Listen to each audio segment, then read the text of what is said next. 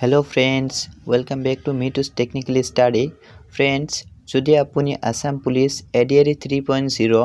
নাইবা অন্য কোনো কম্পিটিটিভ এক্সামৰ কাৰণে প্ৰিপাৰেচন কৰি আছে তেন্তে এই ভিডিঅ'টো আপোনাৰ বাবে যথেষ্ট গুৰুত্বপূৰ্ণ হ'বলৈ গৈ আছে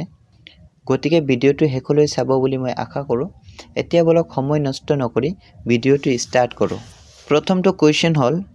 Where was the last capital of Ahom? আহোমৰ শেষ ৰাজধানী ক'ত আছিল ফ্ৰেণ্ডছ ইয়াৰ সঠিক এনসাৰটো হ'ব অপচন এ যোৰহাট ইয়াৰ লগতে মনত ৰাখিব আহোমৰ প্ৰথম ৰাজধানী আছিল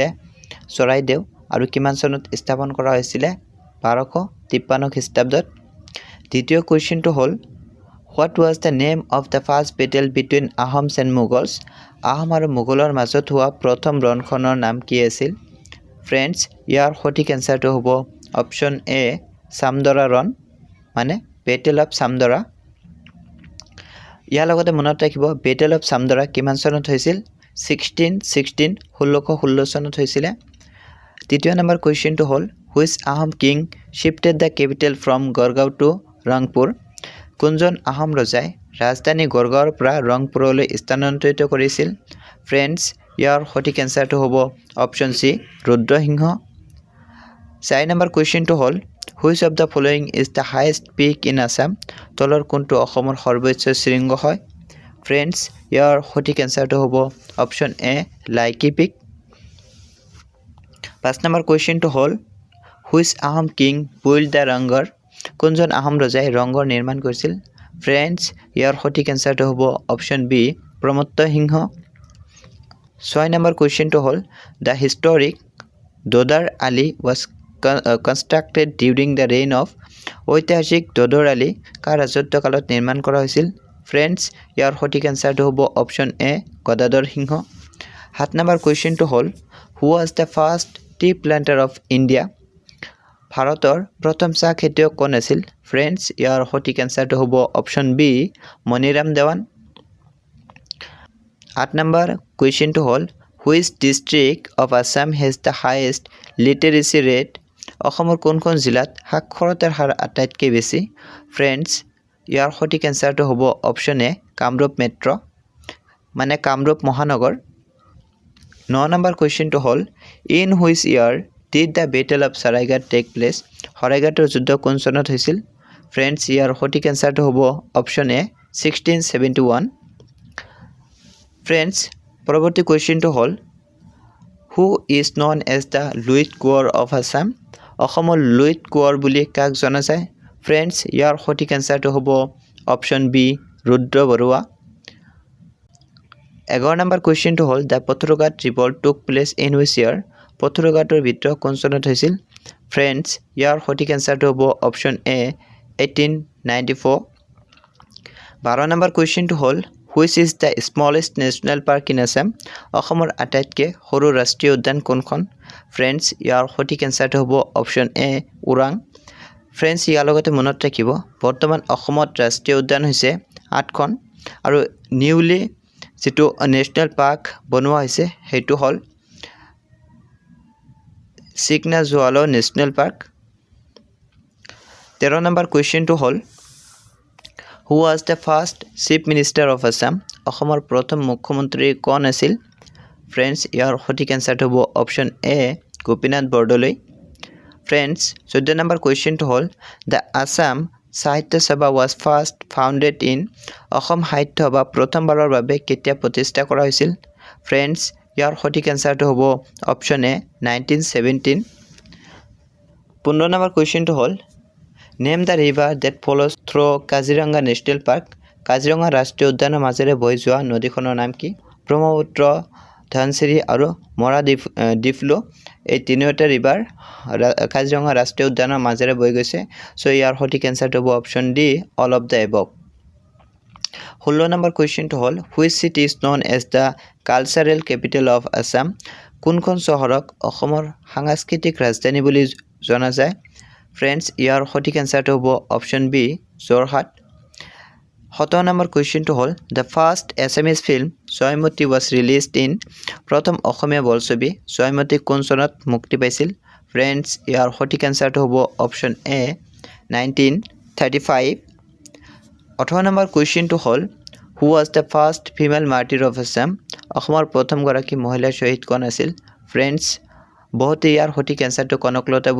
বৰুৱা বুলি দিব কিন্তু ইয়াৰ সঠিক এনসাৰটো হ'ব অপচন ডি মালতী মেম 19 নম্বৰ কুৱেশ্যনটো হ'ল who was the first recipient of the Jnanpith award from Assam অসমৰ পৰা জ্ঞানপীঠ বঁটা লাভ কৰা প্ৰথম ব্যক্তি কোন আছিল ফ্ৰেণ্ডছ ইয়াৰ সঠিক এনসাৰটো হ'ব option D Birendra Kumar Bhattacharya friends ইয়াৰ লগতে মনত ৰাখিব মৃত্যুঞ্জয় নামৰ উপন্যাসৰ কাৰণে 1979ত বীৰেন্দ্ৰ কুমাৰ ভট্টাচাৰ্যই জ্ঞানপীঠ বঁটা লাভ কৰিছিল 20 নম্বৰ কুৱেশ্যনটো হ'ল হু ৰট নামঘোষা নামঘোষা কোনে লিখিছিল ফ্ৰেণ্ডছ ইয়াৰ সঠিক এনসাৰটো নিশ্চয় সকলোৱে জানে সঠিক এনসাৰটো হ'ব অপচন বি মাধৱদেৱ আৰু ইয়াৰ লগতে মনত ৰাখিব নামঘোষাক হেজাৰী ঘোষা বুলিও জনা যায় ফ্ৰেণ্ডছ ইয়াতে আপোনালোকৰ কাৰণে এটা কুৱেশ্যন থাকিল মাধৱদেৱৰ ক'ত জন্ম হৈছিল যদি এনসাৰটো পাৰে নিশ্চয় কমেন্ট কৰি জনাই দিব 21 নম্বৰ কুৱেশ্যনটো হ'ল in which year was the Assam association formed Assam association কোন চনত গঠন কৰা হৈছিল ফ্ৰেণ্ডছ ইয়াৰ সঠিক এনসাৰটো হ'ব অপচন বি 1903 ফ্ৰেণ্ডছ ইয়াৰ লগতে মনত ৰাখিব ইয়াৰ ফাৰ্ষ্ট সেক্ৰেটাৰী আছিলে মানিক চন্দ্ৰ বৰুৱা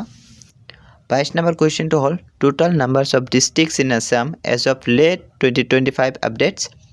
অসমত বৰ্তমান মুঠ জিলাৰ সংখ্যা কিমান ফ্ৰেণ্ডছ ইয়াৰ সঠিক এনসাৰটো হ'ব অপচন বি 35 23 নম্বৰ কুৱেশ্যনটো হ'ল Deepor Beel is a Ramsar site located in which district Deepor Beel কোন জিলাত অৱস্থিত এখন ৰামছাৰ স্থান ফ্ৰেণ্ডছ ইয়াৰ সঠিক এনসাৰটো হ'ব option A Kamrup Metro 24 number কুৱেশ্যনটো হ'ল the Ambubachi Mela is celebrated at which temple Ambubachi Mela কোনটো মন্দিৰত পালন কৰা হয় ফ্ৰেণ্ডছ ইয়াৰ সঠিক এনসাৰটো হ'ব অপচন বি কামাখ্যা ফ্ৰেণ্ডছ ইয়াৰ লগতে এটা কুৱেশ্যন বহুত আহিয়ে থাকে ফ্ৰেণ্ডছ কুৱেশ্যনটো নিশ্চয় মনত ৰাখিব কামাখ্যা মন্দিৰ কোনখন পাহাৰৰ ওপৰত আছে নীলাচল পাহাৰৰ ওপৰত আছে আৰু কামাখ্যা মন্দিৰ প্ৰথমে কোনে নিৰ্মাণ কৰিছিলে নৰকাসুৰে আৰু এটো ৰিবিল্ড কৰিছিলে মানে পুনৰ নিৰ্মাণ কৰিছিলে কোচ ৰজা নৰনাৰায়ণে ওকে সো 25 নম্বৰ কুৱেশ্যনটো হ'ল which Ahom king introduced the paik system কোনজন আহোম ৰজাই পাইক প্ৰথাৰ প্ৰৱৰ্তন কৰিছিল ফ্ৰেণ্ডছ ইয়াৰ সঠিক এনসাৰটো হ'ব অপচন এ চুকাফা 26 নম্বৰ কুৱেশ্যনটো হ'ল who is the author of the book Asamiya Sahityar Chaneki অসমীয়া সাহিত্যৰ চানেকি গ্ৰন্থখনৰ লেখক কোন ফ্ৰেণ্ডছ ইয়াৰ সঠিক এনসাৰটো হ'ব অপচন এ হেমচন্দ্ৰ গোস্বামী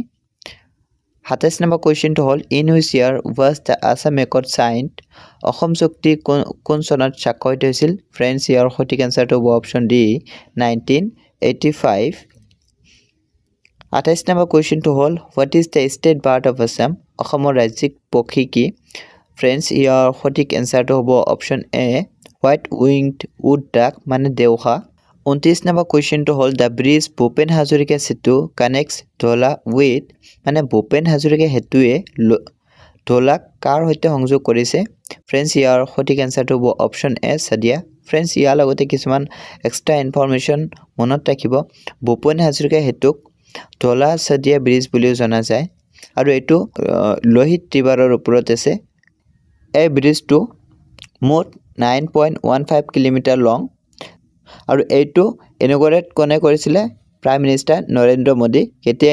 ইনগৰেট কৰিছিলে 2017 চনত ইয়াৰ লগতে মনত ৰাখিব যেহেতু ভূপেন হাজৰিকাৰ কথা কোৱা হৈছে ভূপেন হাজৰিকাক বাৰ্ডছ অফ ব্ৰহ্মপুত্ৰ বুলি কোৱা হয় 30 নম্বৰ কুৱেশ্যনটো হ'ল who was the first Assamese to get the Jnanpith award এই কুৱেশ্যনটো অলৰেডি মই কৈছোঁ সো ইয়াৰ সঠিক এনসাৰটো নিশ্চয় তোমালোকে জানা কমেন্ট কৰিবা 31 নম্বৰ কুৱেশ্যনটো হ'ল which district has the longest international border in Assam অসমৰ কোনখন জিলাৰ আন্তৰ্জাতিক সীমা আটাইতকৈ দীঘল ফ্ৰেণ্ডছ ইয়াৰ সঠিক এনসাৰটো হ'ব অপচন এ ধুবুৰী ইয়াৰ লগতে মনত ৰাখিব ধুবুৰীয়ে বাংলাদেশৰ লগত 134 কিলোমিটাৰ লেণ্ড বাউণ্ডাৰী শ্বেয়াৰ কৰিছে 32 নম্বৰ কুৱেশ্যনটো হ'ল who was the last Ahom king আহোমৰ শেষ ৰজাজন কোন আছিল ফ্ৰেণ্ডছ ইয়াৰ সঠিক এনসাৰটো হ'ব অপচন এ পুৰন্দৰ সিংহ 33 নম্বৰ কুৱেশ্যনটো হ'ল the Digboi refinery was established in which ইয়াৰ ডিগবৈ তেল শোধনাগাৰ কোন চনত প্ৰতিষ্ঠা কৰা হৈছিল ফ্ৰেণ্ডছ ইয়াৰ সঠিক এনসাৰটো হ'ব অপচন এ 1901 চনত ইয়াৰ লগতে মনত ৰাখিব 1901 চনত কটন কলেজ নিৰ্মাণ কৰা হৈছিলে 34 নম্বৰ কুৱেশ্যনটো হ'ল দ্য হিষ্ট্ৰিক ফুলগুৰি দাৱা টুক প্লেচ ইন হুইচ ডিষ্ট্ৰিক্ট ঐতিহাসিক ফুলগুৰি দাৱা কোনখন জিলাত হৈছিল ফ্ৰেণ্ডছ ইয়াৰ সঠিক এনসাৰটো হ'ব অপশ্যন সি নগাঁও ইয়াৰ লগতে মনত ৰাখিব ফুলগুৰি দাৱা কিমান চনত হৈছিল 1861ত হৈছিল 35 নম্বৰ কুৱেশ্যনটো হ'ল which poet is known as the Bakul Banar Kabi so কোনজন কবিক বকুল বনৰ কবি বুলি কোৱা হয় ফ্ৰেণ্ডছ ইয়াৰ সঠিক এনসাৰটো হ'ব option A Anand Chandra Agarwala 36 number কুৱেশ্যনটো হ'ল who created the first Assamese dictionary প্ৰথম অসমীয়া অভিধান কোনে প্ৰণয়ন কৰিছিল ফ্ৰেণ্ডছ ইয়াৰ সঠিক এনসাৰটো হ'ব option A Miles Bronson friends ইয়াৰ লগতে মনত ৰাখিব দ্বিতীয়খন অভিধান কোনে প্ৰণয়ন কৰিছিল হেমচন্দ্ৰ বৰুৱা 37 নম্বৰ কুৱেশ্যনটো হ'ল in which district in the Pobitora wild life sanctuary located Pobitora অভয়াৰণ্য কোনখন জিলাত অৱস্থিত ফ্ৰেণ্ডছ ইয়াৰ সঠিক এনসাৰটো হ'ব অপশ্যন এ মৰিগাঁও 38 নম্বৰ কুৱেশ্যনটো হ'ল the first Anglo Burmese war ended with the treaty of প্ৰথম ইংলো বাৰ্মিজৰ যুদ্ধ কি চুক্তিৰ দ্বাৰা সমাপ্ত হৈছিল ফ্ৰেণ্ডছ ইয়াৰ সঠিক এনসাৰটো হ'ব option A treaty of Yandabo ইয়াৰ লগতে মনত ৰাখিব ট্ৰিটি অফ ইয়াণ্ডাবু কিমান চনত হৈছিলে 1826ত হৈছিলে 39 নম্বৰ কুৱেশ্যনটো হ'ল who led the 1857 revolt in Assam অসমত 1857 চনৰ বিদ্ৰোহত কোনে নেতৃত্ব দিছিল ফ্ৰেণ্ডছ ইয়াৰ সঠিক এনসাৰটো হ'ব অপশ্যন সি বট এ এন বি মানে মণিৰাম দেৱান আৰু পিয়লি বৰুৱা একেলগে 1857 চনৰ বিদ্ৰোহত কি দিছিল নেতৃত্ব দিছিল 40 নম্বৰ কুৱেশ্যনটো হ'ল which Assamese film on the first national award স্বৰ্ণ কমল ফ্ৰেণ্ডছ প্ৰথম ৰাষ্ট্ৰীয় বঁটা স্বৰ্ণ কমল লাভ কৰা অসমীয়া বোলছবিখন কি ফ্ৰেণ্ডছ ইয়াৰ সঠিক এনসাৰটো হ'ব অপশ্যন এ হালধীয়া চৰায়ে বাওদান খায় 41 নম্বৰ কুৱেশ্যনটো হ'ল the largest district in Assam area wise is মাটিকালি হিচাপত অসমৰ আটাইতকৈ ডাঙৰ জিলা কোনখন ফ্ৰেণ্ডছ ইয়াৰ সঠিক এনসাৰটো হ'ব option A Karbi Anglong 42 number কুৱেশ্যনটো হ'ল Hajo is a pilgrimage site for Hajo কাৰ বাবে এক তীৰ্থস্থান ফ্ৰেণ্ডছ ইয়াৰ সঠিক এনসাৰটো হ'ব option D all of the above Hindus Muslims and Buddhist এই তিনিওটা ধৰ্মাৱলম্বীৰ মানুহৰ বাবে তীৰ্থস্থান হৈছে হাজো 43 নম্বৰ কুৱেশ্যনটো হ'ল who was the developer of the Brajavali language Brajavali ভাষাৰ বিকাশ কোনে কৰিছিল ফ্ৰেণ্ডছ ইয়াৰ সঠিক এনসাৰটো হ'ব অপশ্যন এ শংকৰদেৱ 44 নম্বৰ কুৱেশ্যনটো হ'ল who was the author of Asamiya Sahitya Chaneki অসমীয়া সাহিত্য চানেকি লেখক কোন আছিল ফ্ৰেণ্ডছ ইয়াৰ এনসাৰটো অলৰেডি কৈ দিয়া হৈছে এইটো ৰিপিটেড হৈছে সো ইয়াৰ এনসাৰটো হ'ব অপশ্যন বি হেমচন্দ্ৰ গোস্বামী